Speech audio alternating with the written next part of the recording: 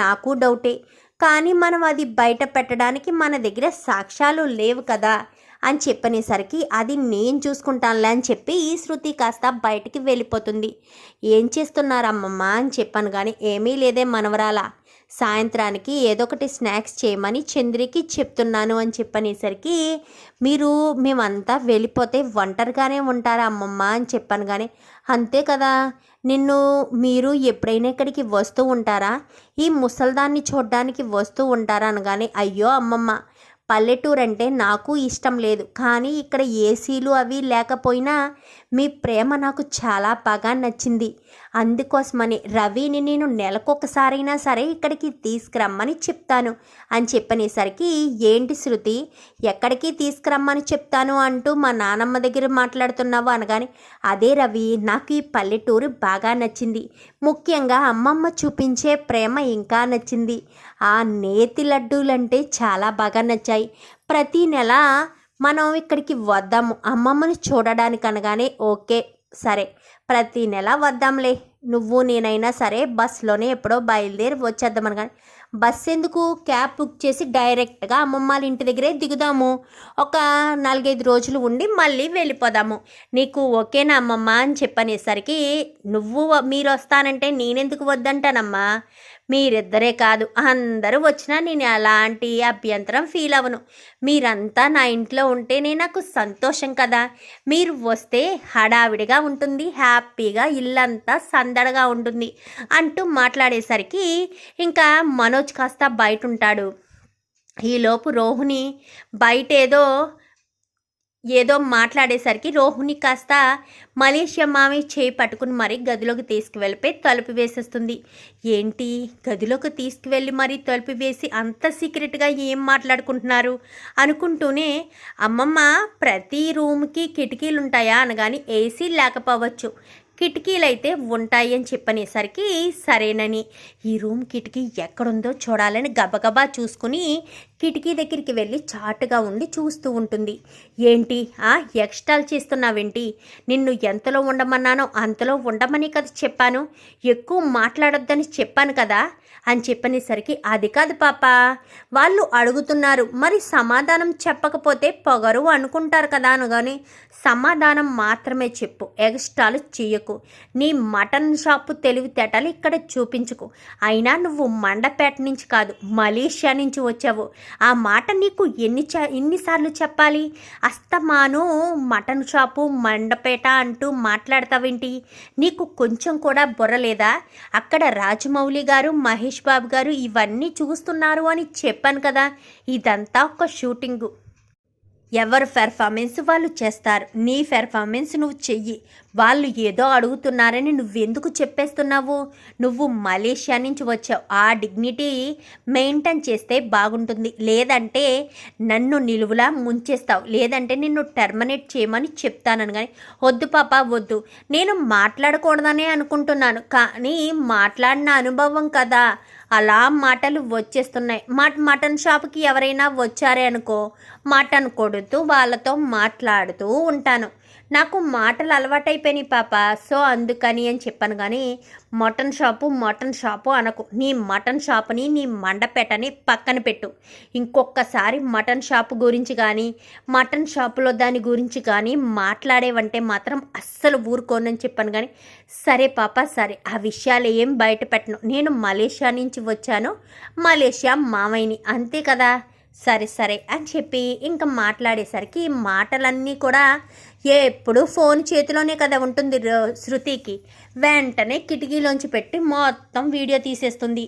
తీసేయడంతో ఏంటి మలేషియా మామయ్య అంటూ మండపేట మటన్ షాప్ నుంచి తీసుకొచ్చావా, సూపర్ శృతి, చాలా బాగా నాటకం ఆడావే అనుకుంటూ రవి అంటూ రవిని పిలుస్తుంది. ఏంటి శృతి, ఏంటి హడావిడిగా ఎక్కడికో వెళ్ళావు అని చెప్పాను. కానీ ఎలారా నీకొకటి చూపిస్తాను అంటూ ఇంకిద్దరిని కూడా రవిని తీసుకుని కొంచెం దూరంగా వెళ్ళి చూపించేసరికి అమ్మ బాబోయ్ ఇంత మోసం చేసిందా, ఇప్పుడు ఏం చేద్దామనుకుంటున్నావు అనగానే ఈ విషయాన్ని అందరి ముందు బయట పెడతాను, లేదంటే ఆంటీ అతను వచ్చాడని మీనాని ఒక్క క్షణం కూడా కూర్చొనివ్వకుండా పనులు చేయిస్తుంది అస్సలు ఊరుకోను, ప్రతి దానికి మీనానే తప్పు పడుతూ ఉంటుంది. ఆ 1,00,000 రూపాయలు కూడా రోహిణియే ఇచ్చిందంట. ఎంత మోసం, ఎంత కుట్ర, నేనస్సలు ఊరుకోను.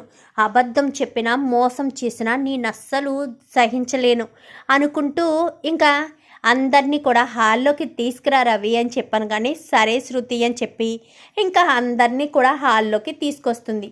తీసుకొచ్చేసరికి ఏంటి అందరినీ హాల్లోకి ఎందుకు రమ్మన్నావు శృతి, బయట బోల్డ్ పనుంది, ఆ మలేషియా అని చెప్పాను. కానీ ఎందుకు ఆంటీ అంత హడావిడి పడిపోతారు, మలేషియా నుంచి వచ్చినా ఎక్కడి నుంచి వచ్చినా ఆయన మనిషే కదా, అంత మర్యాదలు అవసరమా, ఆయన నార్మల్గానే కదా ఉన్నారు, మీరే హడావిడి చేస్తున్నారు.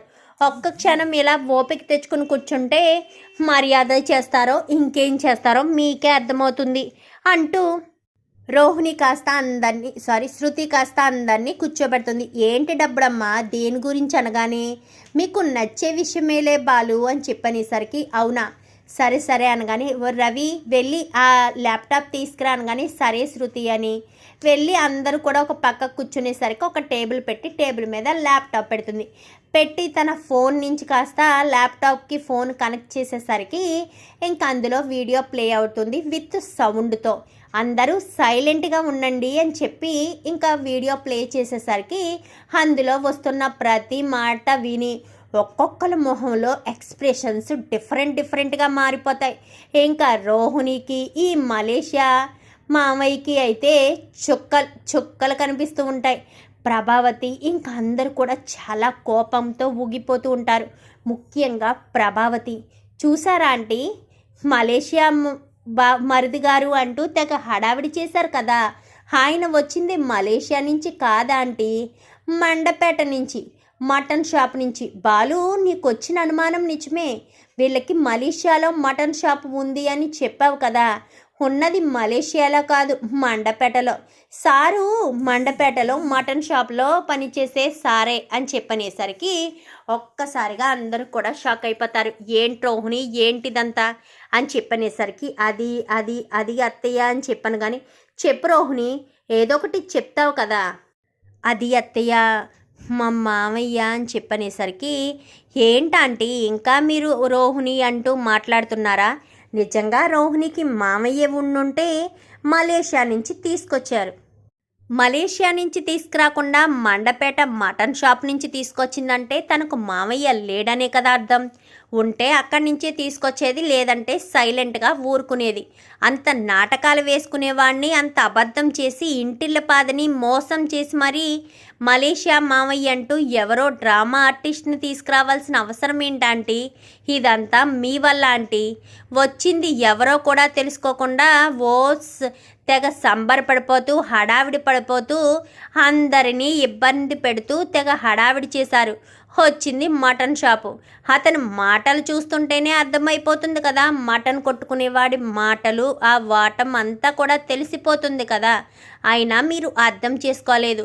రోహిణి ఏం చెప్పినా కానీ మీరు అలాగే గుడ్డిగా నమ్మేస్తారు. అసలు రోహిణి తీసుకొచ్చేది వాళ్ళ మామైనా కాదా అన్న విషయం కూడా తెలుసుకోకుండా ఇదంతా చేశారు. బాగుందంటీ అంటూ శృతి మాట్లాడేసరికి ఏంటి రోహిణి ఏంటిదంతా, మీ మలేషియా నుంచి మామయ్యని తీసుకొస్తాను అని చెప్పి మండపేట నుంచి మటన్ షాప్ వాడిని తీసుకొస్తావని కలలో కూడా అనుకోలేదు. అసలు ఏంటిదంతా రోహిణి, అసలు నువ్వు ఇలా ఎందుకు చేశావు? అసలు మీ నాన్న మలేషియాలో ఉన్నాడా, ఎప్పుడు ఉన్నాడు, వరల్డ్ టూర్లో ఉన్నాడు అంటూ చెప్పేదానివే తప్ప మీ నాన్నని ఎప్పుడూ తీసుకురాలేదు. అంటే ఇప్పుడు ఈ మలేషియా మామయ్యలాగే మీ నాన్నను కూడా ఎవరొకళ్ళు డూప్లికేట్ని దించాలన్న ఉద్దేశంతో ఉన్నావా? ఏంటిదంతా, అసలు ఏంటి విషయాలన్నీ దాచిపెడుతున్నావు చెప్పు అంటూ ప్రభావతి కాస్త రోహిణిని నిలదీస్తుంది. మరి ఇప్పుడు రోహిణి ఏం సమాధానం చెప్తుంది? తన నిజస్వరూపం, తన పుట్టింటి వాళ్ళ గురించి అన్ని విషయాలు బయట పెడుతుందా, లేక విషయాలన్నీ దాచిపెడుతుందా? చూద్దాం మరి రాబోయే ఎపిసోడ్స్లో ఏం జరుగుతుందో. వీడియో నచ్చితే లైక్ చేయండి, ఛానల్ని సబ్స్క్రైబ్ చేసుకోండి, పక్కనే ఉన్న బెల్ సింబల్లో ఆల్ పై క్లిక్ చేయండి. Thank you for watching.